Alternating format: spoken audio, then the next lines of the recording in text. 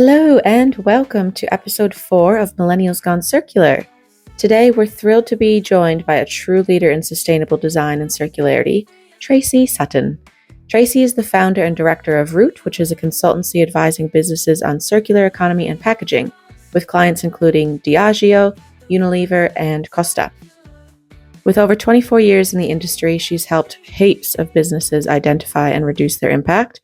And today she's here with us to share her experiences, challenges, and key learnings with us all.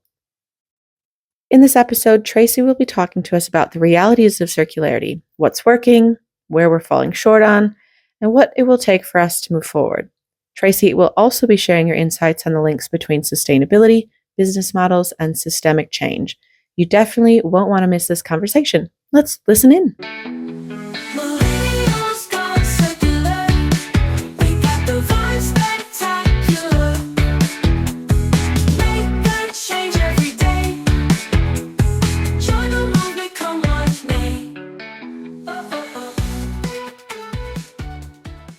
All right, hello and welcome to our 4th episode ever of Millennials Gone Circular.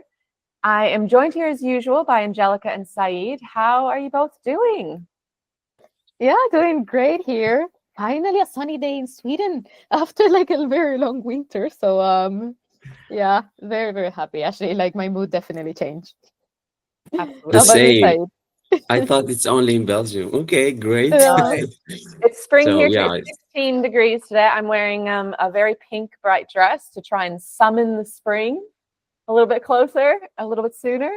Good idea. Excellent. Well, today we've got Tracy Sutton, who is the founder of Root, as our guest of honor. So, Tracy, welcome. It's an absolute pleasure to have you join us today. How are you doing? How are you feeling? Thank you and good morning. Surprisingly here as well in the UK, it is sunny in the southeast in Kent. So also lots of happy vibes, and the plants in the garden feel like they can breathe again, which is good. Oh, amazing. Well, yeah, we're very excited to have you. So Tracy is here today to talk to us about her journey as a sustainability professional. Some of the barriers that she's faced and some of her key learnings to pass on to all of us. So we're very grateful for you to be here. I think firstly, let's start with a bit of an introduction and background. Tell us a bit about yourself, your previous and current roles, countries you lived in. We always love to hear about that. And any topics or passions that really drive your work. Yeah, so I grew up in Cornwall, which is in the southwest of the UK. Lots of Cornish people would love it to be its own devolved nation. However, today it's not. And I lived by the sea and I studied down at Falmouth University, which is also down by the sea in the southwest. And then I've generally lived in the south of the UK, including 10 years in London. So very much a southerner, I would say. Professionally, so I started my career, I studied sustainable design back in 1999, which is a long time ago. And then I was a packaging engineer, packaging technologist, and then headed up the technical team in a global packaging and branding agency in London for about 7 years. So generally sort of creative and technical roles, implementation. And then I took out a year traveling. So not lived in any other countries, but traveled around Southeast Asia, very fortunate, South America, learned Spanish, taught some kids about sustainability, which was amazing in the high Andes, a little bit of time in Oz and New Zealand, and then came home to the UK and then set up my consultancy Root in 2013. Amazing. What a ride. What a journey. I think that's the best way to describe it, actually, very much. Yeah, definitely. yeah. And what did you know when you're traveling? Was that kind of the year that you were exploring and finding yourself? And was there a moment on the travel where you went, okay, when I get back, I found my passion. When I get back, I'm gonna found this consultancy?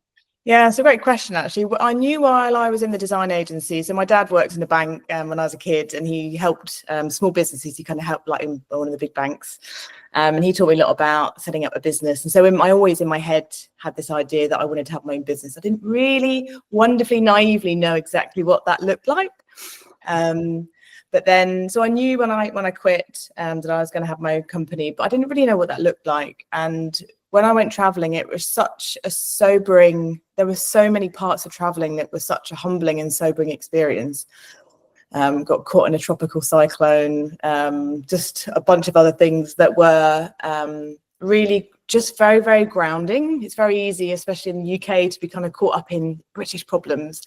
And actually, there's much bigger, more serious things that need addressing. And so actually going traveling without really realizing it was just so good to build that such kind of human context.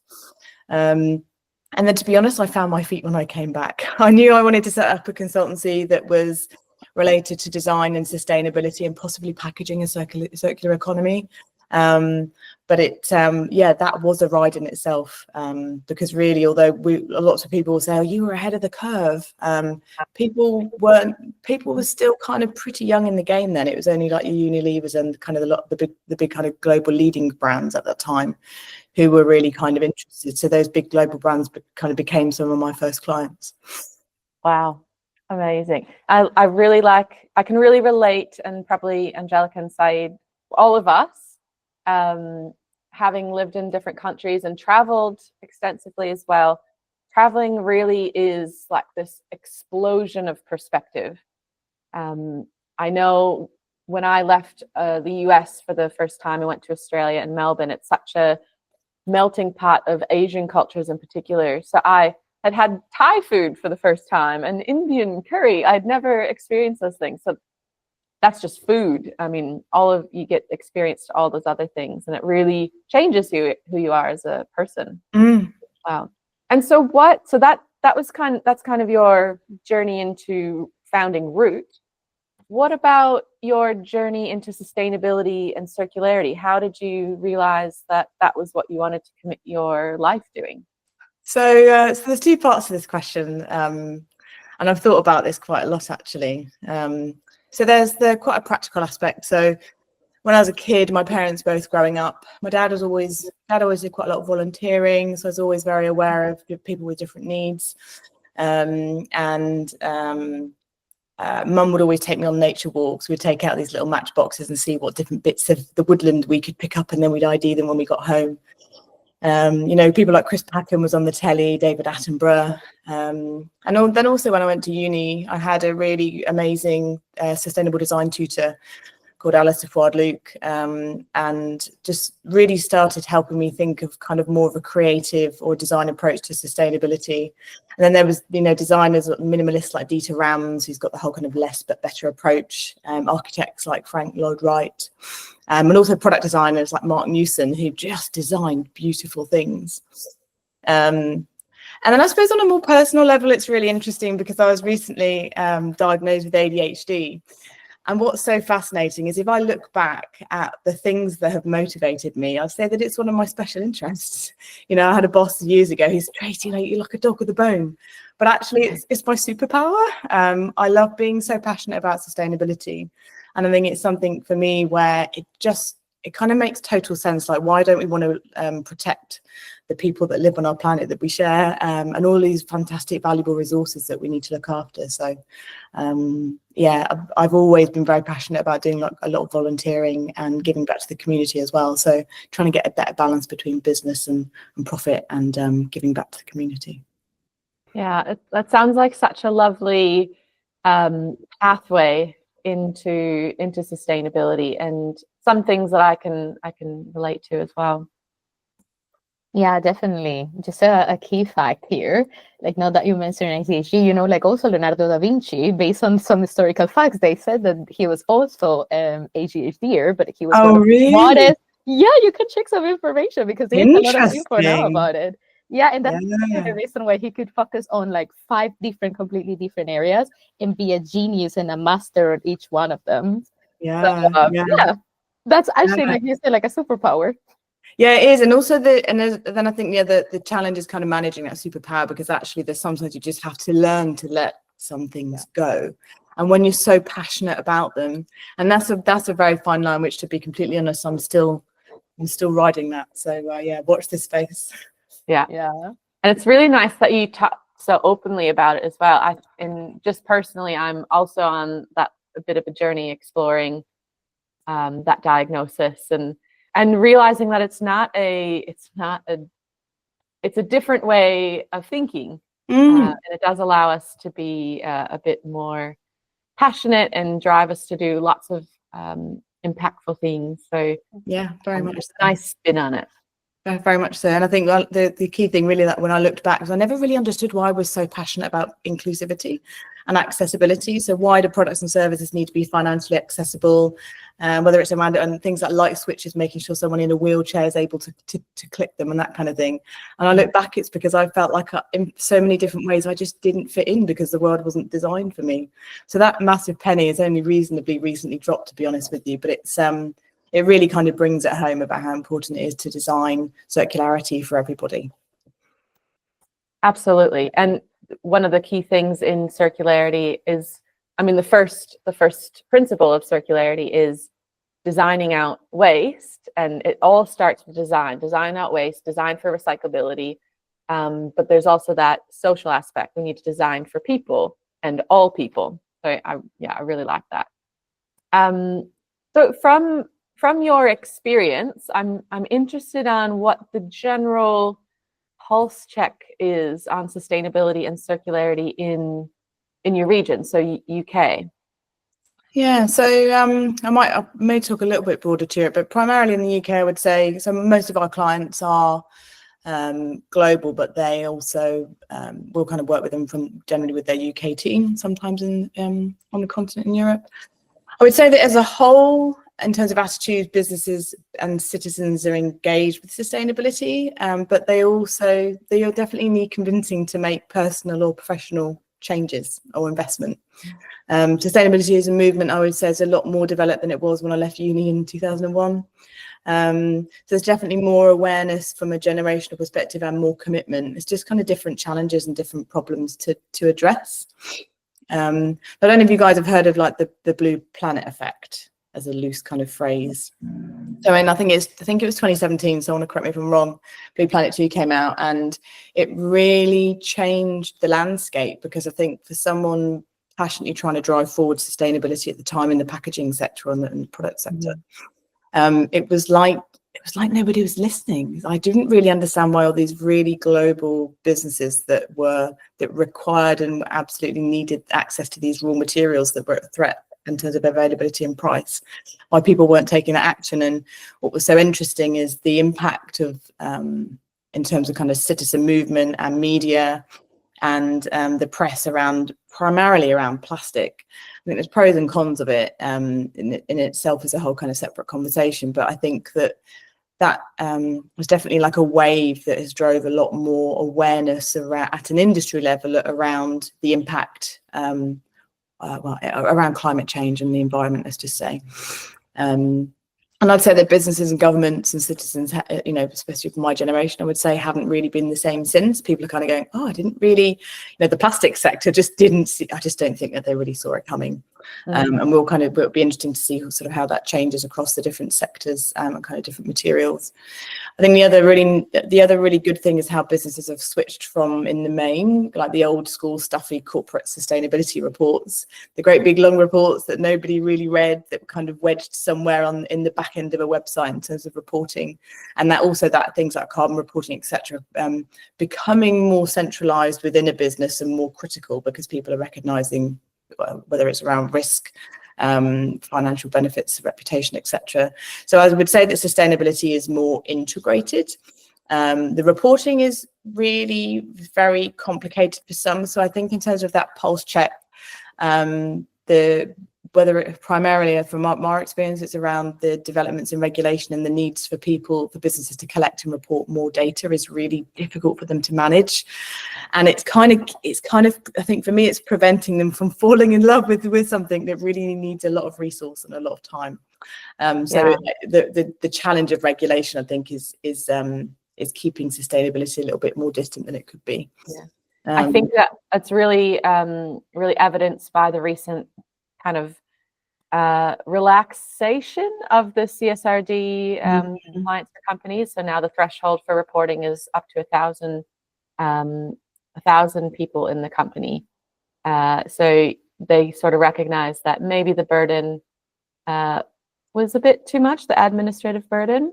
But even so, sometimes the compliance, it can kind of deter us away a little bit from what's really our aim, is to make impact and have a positive change, not to sit behind a desk and put numbers in, although that is needed. We need baseline, we need data, we need measurements. But yeah. I just have a question, Tracy, because now recently I was reading articles, especially about what you just mentioned about the CSRD complexity, and yeah, maybe it's like slowing a bit the actual, or like losing the focus of the actual importance of the sustainability reporting. But something actually caught my attention, because basically now we're in the era of the data and information. I'm a data fanatic. I really love it. So I understand. Maybe for me, the big dilemma at this point is like, we need to collect as much as data as possible in order to identify patterns and forecasts, right? From a data perspective, that's what we need. But at the same time, as you just mentioned, I totally agree, it's very hard. And it makes the things so bureaucratic and complex, and it feels like you're losing the point. So what is your perspective about it? Like, how do you think it could be a good way to balance that, or what do you think about this, like, two perspectives? I think you're absolutely right. I think, and I don't know how we define this, but I think we need enough data, because, so for example, if I think about sort of methodologies around life cycle analyses, they have become so overburdened and over academicized. Academicized. And Great word, I love that. I think it prevents people are going, oh crikey, let's just leave it, actually, because it's, and like for me, it's like, just look at the tons of material you place on the market, reduce the carbon footprint, try and do something rather than try and get it all right. And I think that I don't think it's working. So I think I haven't read the details of the omnibus updates yet, but I know that some people are disheartened by how it has resulted. The key thing for me is that people kind of do something rather than waiting, a year to collect data, another period to report it. And the other aspect that's really important is that a lot of the regulation isn't measuring the right things. So if we get caught up and sucked into collecting reporting data that's not actually the most impactful stuff, in some instances, we're just being distracted, especially when you think that every country and nation and region is copy and pasting and editing it. And it is just so cumbersome for, I would say, most businesses who are underprepared, under-resourced, and quite, it's like legal teams and regulatory teams, they don't have the experience yet. It takes time. So very much a moving feast. And so I think we just need to create less data, but the right data. Just wanted to add the fact that I think in the recent years we have more technology development in terms of also not just technology, but especially digitalization. And I think in the upcoming years we will be able to leverage these technologies in order to be able to collect data in an easy way and to have efficient processes. But indeed, I agree that I think the amount of data needed is probably exaggerated, or to some extent. And we need maybe to have criteria on what is the data that matters actually, so that we can limit the number of data points are needed to measure how sustainable we are. Yeah, absolutely. All really, really good points. And I think we could talk forever about data and and the CSRD and legislation, but let's switch gears a little bit. And I'm really interested to understand, Tracy, what sustainability and circularity mean to you personally. So you'll find this through this podcast. I'm quite a literal person, and so for me, the words sustainability and circularity, whether it's because I'm a perfectionist or very literal, they don't really mean too much for me because I take their literal translation. So For me, sustainability is to keep something going, and circularity is to keep things moving around.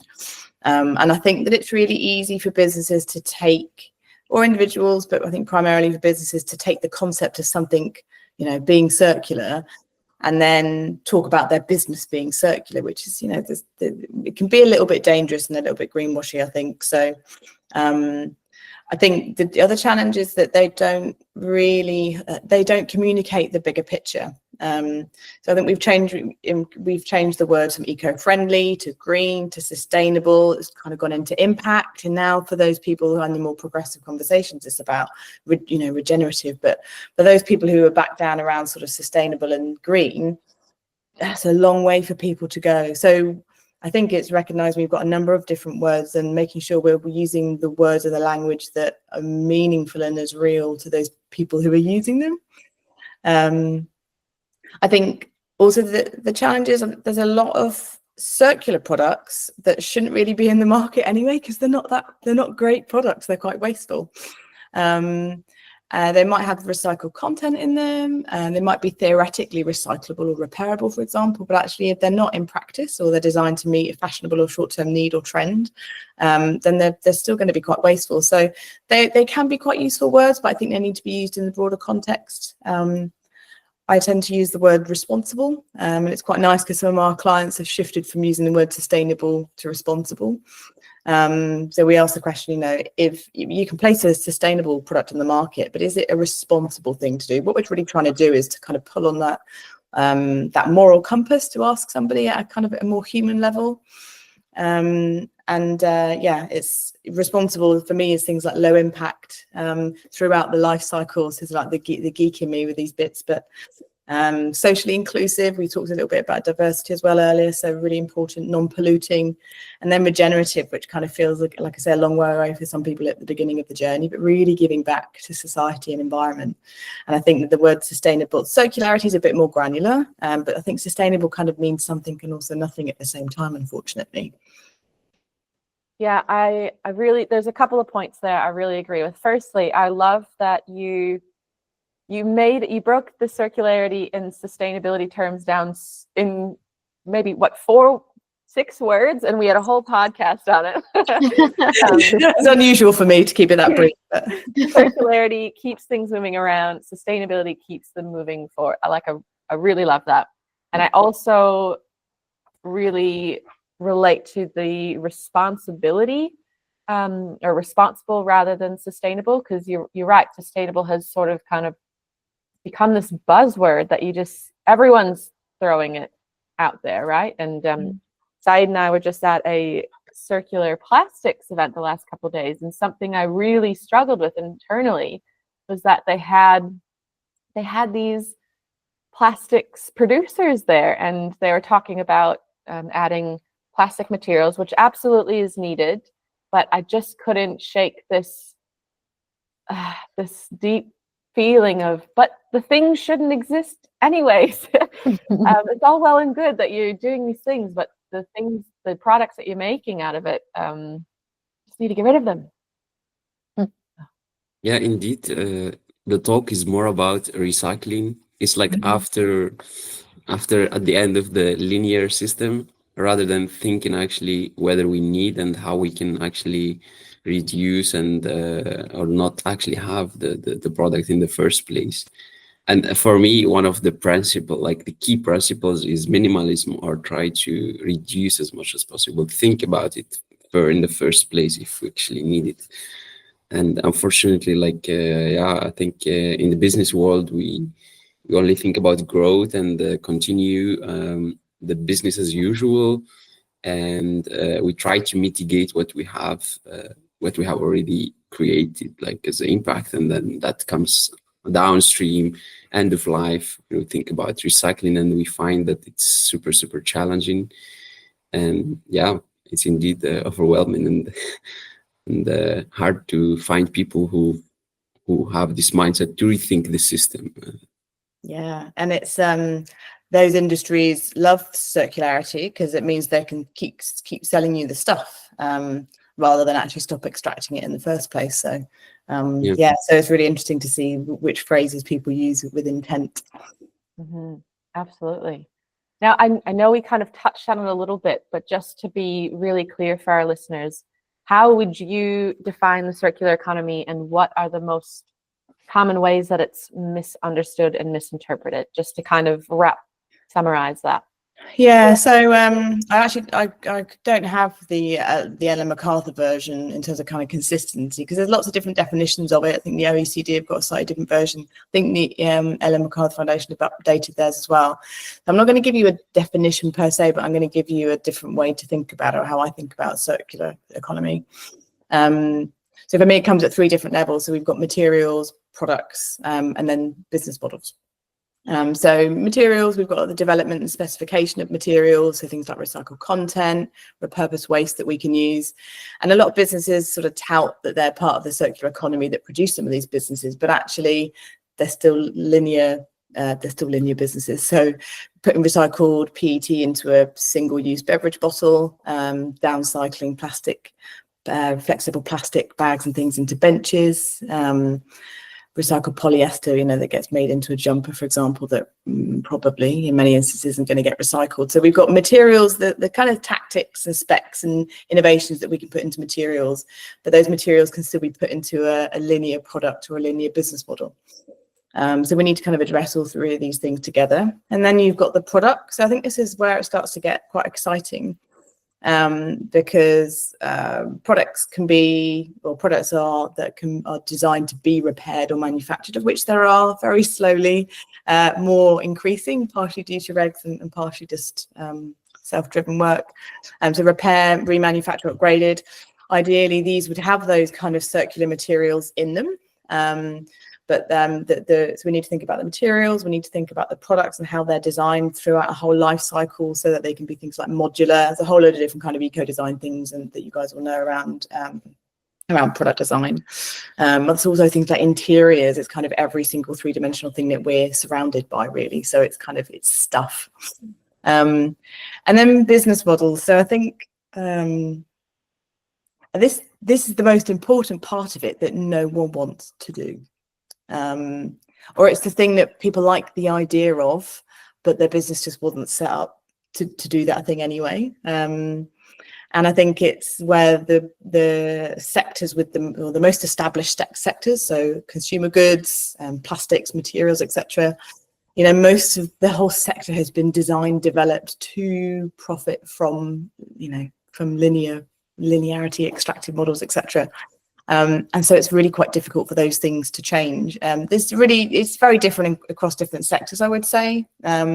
We talked earlier a little bit, Angelica, about things like food contact materials. So reuse or repurposing things in those sectors can be a bit more tricky, a bit more technical.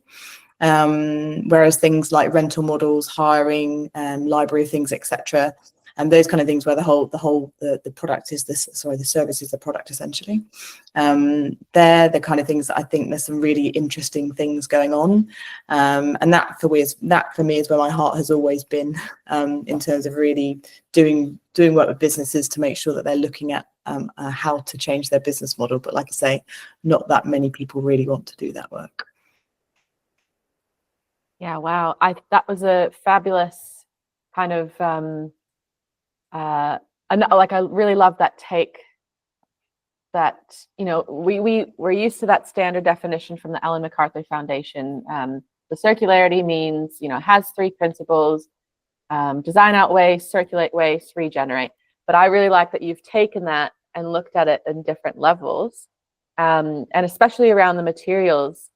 That often is my little pet peeve, my waste pet peeve, is that, oh, we can make park benches, which is great. We need all these solutions on these different levels, but we're really just kind of kicking the can down the road, because at some point that park bench is going to break down, and maybe that park bench is made with other materials, making the actual product not recyclable again. So yeah, it's just, for me, that's one of my pet peeves. And in terms of the business models, there definitely are it can be done. There's lots of examples of circular business models, but I think at the end of the day, the capitalist system that we live in makes that very difficult.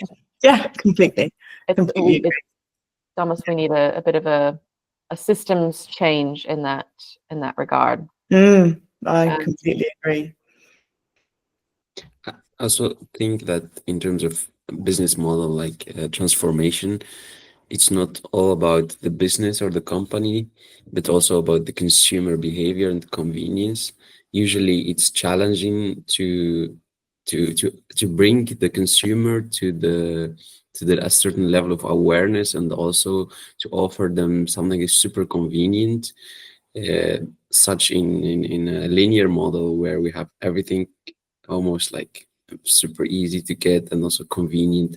And usually I think it's in the circular or different circular business models, it's usually like a case where we need the customer to take a step to also not just having the company offering the same service or the same product in the same conditions as in the linear model. And that's also a challenge. So it's like, it's also from both sides. That's basically my point. Yeah, and I'd just add to that briefly, which is, if we take a look at how successful, questionably, but how successful the fossil fuel sector has been at making plastic so affordable and so convenient, if we set aside the impacts to our health, because microplastics are everywhere, pretty much in everyone. The question for me is, how do you unlock that, without the budgets of behind the fossil fuel sectors, because they have managed to make those materials so affordable to consumers, and consumers have loved them until kind of reasonably recently, I would say. Yeah, definitely. But also, like, Tracy, now that you are like also a packaging expert, I was thinking about a case that recently I have with one of my clients, because we have clients in the plastic packaging business, but we also have mainly in the paper and business. So it's basically we're dealing with this kind of material. However, the plastic one, I was having a talk with them, and they get a point, because they told me something like, compare the properties of both materials, right, in terms of thickness, density, water resistance. It's quite complex. It's not so easy. And now, for example, here in Sweden, we have many companies that maybe, like all of us, since we're in this circularity and industry, we know who these big paper companies are. They are investing a lot of money on trying to match the properties in terms of packaging of all of these like huge plastic packaging industries, but they just couldn't. And when I was talking with this guy, and I remember, like, he mentioned something that then I experienced by myself, like when I was having a coffee, the coffee cups, the closures, and then I could smell literally the smell of the paper while I was having my coffee, and then compare it with the plastic one. Of course, this is something that we can work on ourselves as consumers, as we were talking, but makes you think, like, it's not as easy or like black or white as we think from both perspectives, maybe. So that was my insight. Yeah, and this is the other crux, that circularity doesn't help us think about single use. So we need to address single use and consumption patterns more than we need to be circular. But it's like circular is the gateway thing that's kind of a bit easier to say. Some people would challenge to say it's easier. And also when we're kind of material, to some extent, emotionally not material agnostic, but technically material agnostic when we do a strategy, because every material has got a place in a strategy. But actually, should polymers and plastics be prioritized for saving lives? Although we know metals can be quite good at that as well. Rather than feeding people, for example. There's the whole conversation. That's a late night conversation at a bar, I think, Angelica. Yeah. I think that going back to the consumer behavior, it is a huge other side of the coin. But then I think, again, it comes back to our current capitalist system. That's what's driving our need for convenience. We don't have any time to do anything. We don't have time to sit down at a cafe and just enjoy the coffee out of a nice little reusable mug. So it's it's such a complex web. It's such a wicked problem. But there are, lots of us doing little things will help push the needle forward, I guess. I think we sort of covered this next question I had, and just what, in your experience, just wanting to hear about how circularity differs in theory versus practice, especially with Root. How I know you mentioned the material. We talked about materials and products and business model level of circularity, but anything to add in terms of theory versus practice with your experience? Yeah, I think it's some of the challenges around some of the diagrams that we see around circular economy, because it shows these wonderfully closed loops.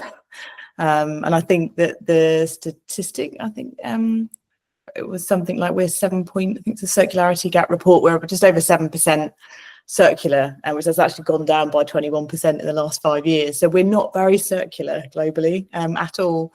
But yet the diagrams and the academic approaches show us where, but people kind of miss the fact and don't have the understanding, or often don't challenge companies. So when a company says, oh, this is recyclable, or you can repair that, you can take it apart, the number of products that we have had to smash open to understand what the contents are on the inside. We've had to, when we deconstructed products, looked at the number of miles something has traveled, looked at the number of different materials that are in there, and asked for some evidence around the recycled content, because it's supposed to be circular, whether that's around ribbons that have come from a producer for a luxury chocolate brand or whatever it might be. The message here is around claims, I suppose, as well. So really helping people understand the challenge in making a claim that isn't evidence-based, but also helping people who are young or new to sustainability be confident in challenging. Quite a lot of clients come to Root, and because they're like, oh, well, someone's saying they're making this claim, but can you just validate it? Because, can you just be our sounding board? Because we just don't trust them, basically. So it's good that there is some awareness, but a lot of people in procurement who are not experts in whatever it is that they're procuring are trusting the information and the data, I suppose, that suppliers are sending into them. And often some of those suppliers don't realise that they're greenwashing. Yes, Absolutely. there's new, better law and regs coming in to capture that. Yes, more people are being captured, and there's a lot more people making claims, and a lot of those claims are because they just want to sell stuff. Yeah, absolutely. So, yeah, I think it's a good example for our listeners, especially those that are a little bit more new to circularity. There's so much going on behind the scenes. It's not as neat and clear cut as maybe we make it out to be in one of our episodes. So it's really nice to have someone bring your experience in the actual realities of it. So when we talk about circularity, I know we mentioned, again, those 3 levels. So your materials, products, and business models. Is there any one, maybe we all know the answer to this already, but is there any one that we need to be prioritizing, or is it more of a combination of all 3 of them? Yeah, so I've had quite a few conversations with people around this, because some people say, well, actually, we need to be focusing. So, the plastic sector, focusing primarily on recycling and recycled content. But actually, would we make more progress if actually the goals and the investments were looking at shifting those business models? Like you'll see the progress where the investment is made, and if there's no intent to invest in transitioning into a circular business model, truly regenerative, etc., proper circular and responsible business model. So I think there's definitely a thing around investment that's related to where we want to see the progress. It's kind of also connected to the regulation again, because most of the regulation it creates favourable conditions. The clients and the brands and the manufacturers would challenge this, but ultimately it creates more favourable conditions than a lot of the proposals that they begin with. And so they're essentially, understandably, in some ways lenient to that. So I think business models, for me personally, I think where we need to do more work, because if we keep funneling stuff into recyclability and linearity, then that's where we'll see the progress if we focus it somewhere else. Lots of work's been going on in recyclability for a long time, and that's why I always contrast with the old school waste hierarchy, whereby just visually it shows you using less, it's remove, or do you need it, and then if you do need it, can you use less of it? So that's why sort of the circular economy in its kind of approach, I think it's got some limits, because people go, oh, we've just got to keep it moving around. Actually, no, we've got to use less. Less carbon, lower impacts along the life cycle, just less impacts in total, so. Yeah, absolutely. And I think to add on to the business models, there's also, you've got the business model, but then you've also got business operations. And having worked in the waste space myself, I've seen firsthand, working really closely with a recycling company for a municipality, and you go there and it's great. They're part of the circular economy. You're reclaiming materials to be reprocessed, but then you go to the break room and it's full of single-use plastics. Yeah. I mean, you want to see that sustainability, that circularity built in. It needs to be a lens rather than just we can call ourselves circular because we're making lots of money recycling. At the end of the day, they're a company, they have shareholders, they're recycling not out of the goodness of their hearts in a lot of cases, some of them, yes, but they stand to make money from the packaging that they produce out of it. So yeah, it needs to be business model, but then also at the heart and the core and the values of the business, I think. Yeah, I think you touched on that thing around that, it's all those different stakeholders and what their stakeholder needs are. And for us, what for us as an independent company, consultancy, I love the fact that we don't really kind of need to toe a particular line. We're sort of advocating for people and planet. And looking to help those clients who really do care and want to do something good. And it's so fascinating, like going to Westminster when there was some, we were with a few, I was in the room where there was a different stakeholders in the room. So you've got people from waste sector, from chemical sector, and everyone's got their own agenda, everyone, like you say, like the waste sector, yes, the message that they're communicating across is because they want less waste, but do they really? But also, like, it's the whole impact of an entire sector. Imagine if we had no waste. Imagine we designed waste out. What would the waste sector be? Imagine if we took that investment and we created a brand new sector that was all around repair, collection, and so collecting things, repairing things, refurbishing things, rather than just forcing that problem to be. It doesn't solve a problem. It doesn't get to the root, which is actually why the company's called Root. Ah, there it is, the revelation. Yes. Wow. Yeah, amazing point. I guess from your experience, what do you think? I know we've touched on capitalism, it's the big elephant in the room, but what are the biggest blockers that prevent companies from adopting these circular models, and why do some circular initiatives sometimes fail? So I think it's it's a system or an ecosystem of these challenges which are around budget and time cycles. So we've got investment and reporting cycles, they're short term, and we've got the accounting cycles as well, whether that's quarterly or annually, and then we've got political cycles as well. None of them really sync. And we really need sustained effort on long-term common goals for nature and climate that don't refresh every 4 years and that aren't thrown across the playground for really short-term, whether it's around ego or whatever perspective we might have on that. But I think it's really important that we think more broadly and question about those kind of broader cycles, because those short-term goals are preventing us reaching the long-term ones that are actually really, really critical. It's also, when I hear myself say it, it sounds fine naming the question, but then what's the solution? How do we address that? And I also, as much as I love, as much as I love data, I think the fear of data and regulation, or the fear of things, I think. So I think it's too. So we'll find some data. So all the different press has come out about microplastics being in placenta and testicles and every part of our body. People read it. It's like when the microplastics in the water bottles came out at the time. Everybody was, and again, I appreciate I'm in an echo chamber even in my household.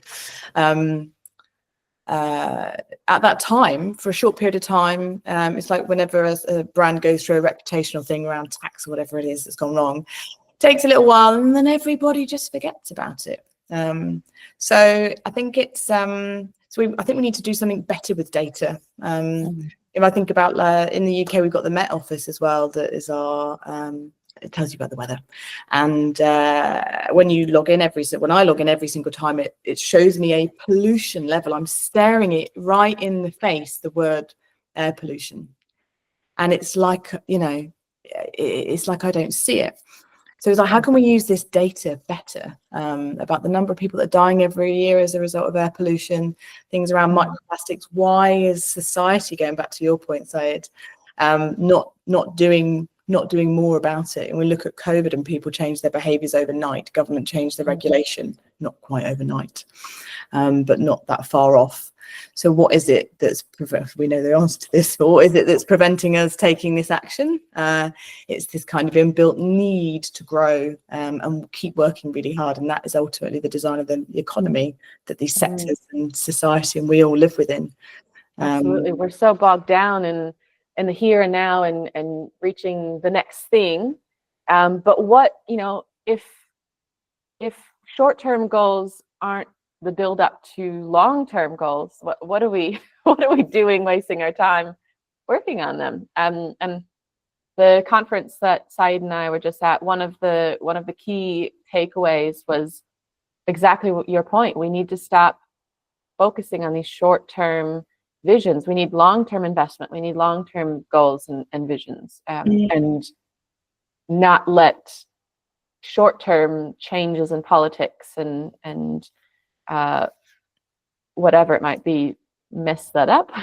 And collaboration too, right? Like we hear so much. There's quite a few conferences that I've been to, like some of the on the advisory boards for a couple. One of the whole things is like, what do we do at the end of the session to make sure that people do something? Because we always, it's like when you go to a sustainability conference, you walk away and you're going, yes, and you've got all these great ideas, but then you're like, and then it just falls into it just gets deprioritized because there's always something more important. So I think that the other thing I think to bear in mind is that we so if we can actually be more collaborative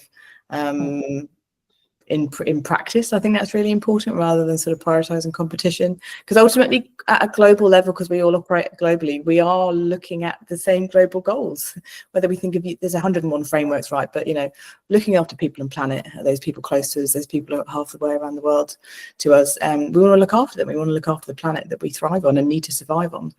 And they're global. You can wrap them up into a unique set of goals however you like, but we're all working towards those same goals. And if we're not, whether it's around governments, locally, nationally, regionally, we should all really be looking to work towards those same goals. They always say we'll get more progress if you work with someone near who's doing the same thing. And I know we're all at different levels, but yeah, absolutely. There's no need to reinvent the wheel. Exactly. Yeah. Nothing's really changed in the scheme of things. Circularity in itself. I mean, we used to live 100% circular, 100% sustainability. So again, we don't have to reinvent sustainability again. It's there. Yeah. Oh goodness, but I digress. So what are some of your key? You've been in the industry, I think you said 24 years. What can you share some of your key learnings, both success stories and some lessons that you learned from these challenges? Yeah, so I think first thing, it's really important for me to reflect on and congratulate every single person who's listening, watching, and that works in the industry. That there's so many passionate so many passionate people working really hard, either with their own company on their own or within a bigger business. Some of them are working within extractive and impactful linear businesses that don't really want to change, but they're just really hoping, and that's hard. That is hard to do. Something my own journey for 24 years, you just got to keep going. So I think that it's really important to recognise those fantastic, amazing individuals that are doing lots of really impactful work. So I think that and I think that's increasing. The flip side, I would say, is that there are still a lot of unhealthy embedded beliefs and inflexible mindsets in some, maybe someone would say in all sectors, but in many sectors. When I set up the company, I was told I was too young. I didn't have enough grey hairs to be taken seriously. I was laughed at in industry. I was talking at a plastics conference, interestingly, which in itself I was like, should I be speaking here? And then a couple of older guys in the front row who were kind of literally sort of chatting and like laughing, and it was shocking kind of behaviour. So difficult for a young female going into a world that I was so passionate about. I knew my stuff, and at the time it was dominated by, as I said, this figure 45 and I'm 44, but 45 to 60-year-old white men. And actually going into certain environments, whatever your background, can be really quite intimidating when you're facing a sector or a household or whatever it is, not in my household in my instance, but when you go into a company and you want to make really positive change and they don't really want to do it, that's hard. So I think it's really important to recognize those things. And so I would say that the flip side is, they're like, don't give up. If you really care about sustainability, your stuff, trust your stuff, you'll be able to have a really fantastic impact. I think the final thing I would say is what we touched on earlier, and it's very much my realization looking back at the last sort of 10 to 15 years in the packaging sector, where it was like, yeah, reuse, and going back to Saeed's point around consumers and citizens, reuse. Yes, there are an increasing number of better schemes, and there are lots more work. There is lots more work going on, but the economy isn't designed to make reuse. There's not the favourable conditions around to make reuse more financially appealing for businesses, or whether it's around regulatory mechanisms. So I think it's just this realization, actually, within my time, that if some sectors aren't really going to change and don't really want to do the work, take your experience and go and channel it in a circle, in an industry, in an area, in a culture, in a part of the world where you can actually have a really big impact. Because otherwise it will just feel like you're kind of shouting out into a desert and nobody's listening.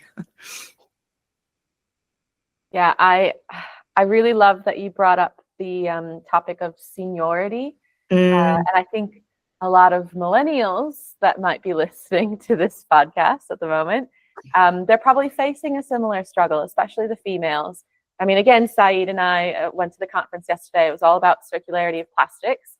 And I made a comment to Saeed. I said, I'm really sick of all these older white guys. Where are the women? Where are the people from different backgrounds? And they, as knowledgeable as I'm sure they are in their field, it's a very a mono way of thinking, and it does make someone who is a younger female in a male dominated industry feel a little bit intimidated and guess themselves. And I absolutely can relate, as I'm sure lots of our listeners can. Yeah, it becomes a massive echo chamber otherwise, and we need not more diverse opinions and perspectives in society, where people voting and getting the things that they need into politics and into the world, and we need to kind of push the right voice into creating more responsible sectors. It's so important. I join Caitlin when it comes to being intimidated in such environments.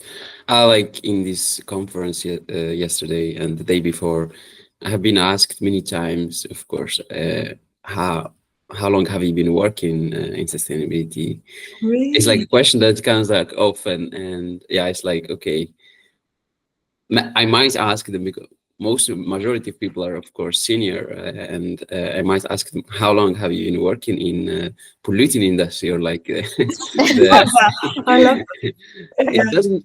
I think it doesn't matter like how long have you been working, or like how old are you. What matters is what you have done, and I think you have to admit. I think in the previous decades, like we have not been circular, and like the circular wave, or like the shift to sustainable practices, it's been only in the probably the last 10 years when we've seen really a movement, and also thanks to changes in the regulatory frameworks.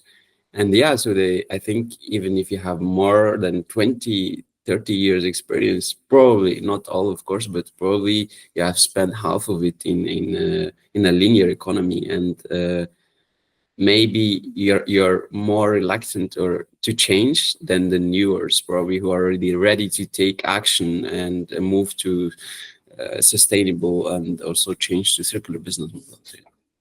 Definitely. Absolutely. So I've got a question from our, I think it fits in. I've got a question from one of our listeners that I think maybe it fits in quite well here. So Tracy, what's the easiest thing you can do to reduce the environmental impacts of our life? I know we've been talking a bit about business level, but some of the people listening, they might work. For whatever reason, I always say electrician. I don't know why that's my go-to job, but so if there's an electrician listening, and he or she or they really want to make a difference in their role, what's the easiest thing that they can do to have impact in their life? And is there anything blocking from happening or hindering it? So there'll be a long answer and then a short answer. So full disclosure, that I failed at quitting cheese this year. Even my partner doesn't know that. Especially Cornish Yard, one of the best cheeses in the world. Definitely recommend it. I tend to focus on big things like minimizing flying, and the car that I drive, the diet that I eat, bar the cheese. For many people probably who are tuning in, passionate about some aspect of sustainability, many people I know are really quite hard on themselves and give themselves a hard time about having a meal out, or getting lunch on the go, or they've got really high standards. So it's a bit of an unusual answer, but I think my recommendation is kind of be kind to yourself and be human. There's the practical things that there's the things around reusing, like that, making sure that those things are impactful, using renewable energy, flying less. It's about doing the more impactful things less. Even things like, for me, when I wanted to not fly, then I moved into a blended family with very amazing kids, and I've traveled loads. So for me to say I don't want to fly anymore, it's okay, but actually then I do want to still try and live my life and be human. So I think it's focus on those impactful things that we know we can do less than, and don't be too hard on yourself. And is there, I mean, it's really great advice, but is there one thing that our listeners, after this episode gets done, they're finished with their walk for the day, they get back to the house and they go, okay, I'm gonna do X. What would you recommend? Can I have two things? Yeah, okay, I'll allow it. There's actually three, but I'm going to start with two. And if we run out of time, you can tell me, I'll be brief. So first of all, going back to my first point, don't give up. Really look after yourself. If you're working in sustainability, if you feel like you've been banging your head against a brick wall for however many days, weeks, months, decades, don't give up. Be kind to yourself. Take breaks. Support yourself. Surround yourself with people who care and make you feel less like you're talking to a brick wall, which can be frustrating. And the other thing I think, actually, in terms of moving forward, is be an advocate. be an advocate for the things that you believe in at home, at work, in your community. Like I say, I live with 3 fabulous kids. There's parents, there's families, communities, everyone that you speak to. Like the kids are like, oh, which bin do I put it in when it comes to the recycling? Like it makes it part of people's lives. Or when you sort of saying, oh, did you offset your flight? Rather than saying, oh, I can't believe you've flown. So really advocate for those things and positively role model the things that are really important. The final one thing, I quite recently did the carbon literacy training, which I've been curious about for a little while. I don't know if you guys have heard of it. And I thought, well, I probably know quite a bit, but maybe I don't know what I don't know. And also I just wanted some structure. There's loads of different organizations that are delivering the training, but it was really useful just in terms of people speaking the right language and using the right structure to talk about things. And quite, as I say, a literal person, it was actually really useful. So it will help you understand the broader things where circularity, like the literal interpretation of circularity, fits in. So I definitely recommend that. Great. And we'll put a link to that in the show notes and make sure that we've got a reference to it. But are there any other books or resource recommendations that you have for our listeners? Yeah, so there's a couple of really good movies that I've watched recently. One of them is called Purpose, and then the other one is called Responsible. And you'll need to we'll make sure the right notes are in the show notes because a couple of different things come up. One of the Purpose film looks at economic systems change within which the circular economy can thrive in, and then Responsible is looking at we've got those people like Patagonia, the ex-CEO Paul Polman speaking, really talking about how businesses and the B Corp movement. So that's been good. A couple of really good books. So people who want optimism, a really good book called by Hannah Ritchie, who's a data scientist, I think, called Not the End of the World. Lots of really good positive stories about countries, nations, and the world that we've things that we've improved around things like pollution or ozone layers, etc. And then the final couple of things will be the books called Donut Economics, or the principles around donut economics. I'll definitely read that. And then Mission Economy. So Mariana Mazzucato, I think, Italian economist, I think she is. She's written some fantastic books. I don't think can't show it now, but yeah, really, really good around more so around the economy, which is actually kind of the bigger thing we need to address. Fabulous. And we'll definitely put those links into the show notes. And we all need a bit of a dose of optimism. So I like that. Oh my goodness, we do. Yeah, I like that we've got that to offer. Great. I guess the last, one of the last questions, second to last question is, can you give us one question? It can be fun, it can be serious, whatever you like, that we can ask our next guest on the show. Well, this is quite, I don't know if it's a bit deep, but it's, what would you say to a younger version of yourself? Might have stolen that from another podcast, but it's a really good one, because I think if I look at my journey, those things that I learned about being the young white girl going into a very fixed mindset sector. So yeah, that would definitely be one. What would you say to yourself, out of curiosity? Oh, if you'd asked that. It would just be the don't give up. It's so easy to feel quashed by individuals, businesses, people that do not want that change, that try and convince you and try and brainwash you that what you're thinking about is factually incorrect, or you're, that can make you question what you're doing. And actually, it's so important to believe in yourself, and just keep going. Yeah. Amazing. All right. Well, final question. Where can our listeners find you and learn more about your work with Root? Yeah, so the best thing is if you just Google Tracy Sutton Root, you'll find I'm on LinkedIn. Connect with me on LinkedIn. Always love meeting new people and finding out what they're up to. We've got a website as well, which you'll find if you just Google Tracy Sutton Root. Amazing. All right. Well, sounds like our takeaway actions. You had 3 takeaway actions for our listeners. Be kind to yourself, which I often have to remind myself. But another thing was surround yourself with a community that is like-minded. It's good to get out of that like-minded mindset, but there are communities all over the world, in in major cities and in smaller cities, sustainability meetup groups, something informal that you can just kind of come together and chat about things and support each other. You mentioned being an advocate, so just living a positive role model. You don't have to judge or criticize others. We're all on a different journey. I know my personal journey and switch to sustainability came from someone else modeling their behavior. Amazing. So it does work, people. Mm-hmm. And your third action was the carbon literacy training, which we'll pop in the show notes.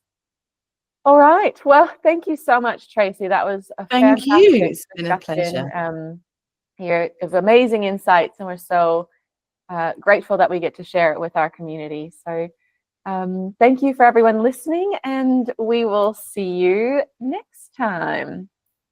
Bye for now. Yeah, thank you so much, Tracy. Thank you Thank so you, much, Tracy. everyone. Have a great evening. Okay, well, that is a wrap on episode 4 of Millennials Gone Circular. A huge thank you again to Tracy Sutton for joining us today and sharing her invaluable insights on circularity, sustainability, and the systemic shifts needed to drive real change.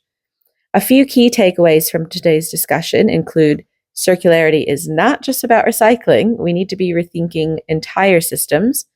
Business models need to be evolving if we're going to scale true circular solutions.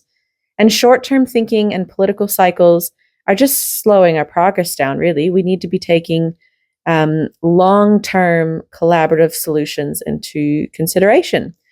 Tracy also left us with some really great resources to check out, which you can find in our show notes, including books on circular economy and economic system change. And her top piece of advice, be kind to yourself. Surround yourself with a supportive community and advocate for what you believe in. Thank you for tuning in to today's episode. But before we go, Millennials Gone Circular is a production of The Waste Not Spot. The Waste Not Spot recognizes the many traditional landowners around the world and their continued stewardship of our planet. We pay our respects and offer our deepest gratitude. If you enjoyed this episode, make sure to subscribe and leave us a review. You can also follow us on Instagram and Facebook at The Waste Not Spot and join our Millennials Gone Circular LinkedIn and Facebook communities. Thanks for listening, and we will see you next time.